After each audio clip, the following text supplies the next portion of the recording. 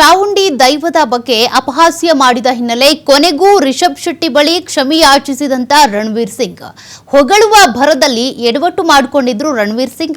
ಚಾವುಂಡಿ ದೈವವನ್ನ ಹೆಣ್ಣು ದೆವ್ವ female ghost ಅಂತೇಳಿ ಬಾಲಿವುಡ್ ನಟ ರಣವೀರ್ ಸಿಂಗ್ ಕರೆದಿದ್ರು.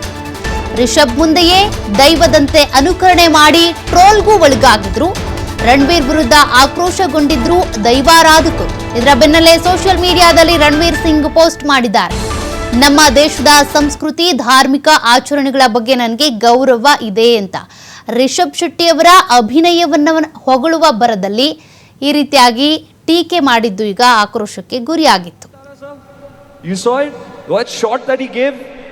That one.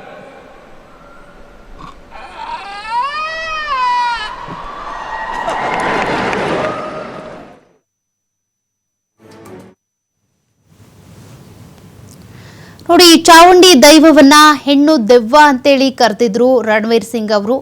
ಕೊನೆಯದಾಗಿ ಬರುವಂತ ಸೀನ್ನಲ್ಲಿ ಫೀಮೇಲ್ ಗೋಸ್ಟ್ ಮೈಮೇಲ್ ಬಂದಂತೆ ಏನಾಡ್ತೀರಿ ಅದು ಬಹಳ ಅದ್ಭುತವಾಗಿತ್ತು ಅಂತ ಹೇಳಿದ್ರು. ಅದೇ ಇಲ್ಲಿ ದೈವಕ್ಕೂ ದೆವ್ವಕ್ಕೂ ವ್ಯತ್ಯಾಸನೇ ಗೊತ್ತಿಲ್ವಾ ರಣವೀರ್ ಸಿಂಗ್ ಅವರಿಗೆ? ಹೊಗಳೋ ಭರದಲ್ಲಿ ಏನೇನೋ ಮಾತನಾಡೋದಲ್ಲ, ತಿಳ್ಕೊಂಡು ಮಾತನಾಡಬೇಕು ಅಂತೇಳಿ ದೈವಾರಾಧಕರು ಆಕ್ರೋಶ ಭರಿತರಾಗಿ ಒಂದಷ್ಟು ಪ್ರತಿಭಟನೆಗಳನ್ನ ಮಾಡೋದಕ್ಕೂ ಕೂಡ ಸಜ್ಜಾಗಿದ್ರು. ಅದರ ಬೆನ್ನಲ್ಲೇ ಈಗ ರಿಷಬ್ ಶೆಟ್ಟಿ ಅವರಿಗೆ ಅನ್ವಯ ಆಗುವಂತೆ ಅವರಿಗೆ ಕ್ಷಮೆ ಕೇಳೋ ರೀತಿಯಾಗಿ ಒಂದು ಪೋಸ್ಟ್ ಅನ್ನು ಹಾಕೊಂಡಿದ್ದಾರೆ ರಣವೀರ್ ಸಿಂಗ್.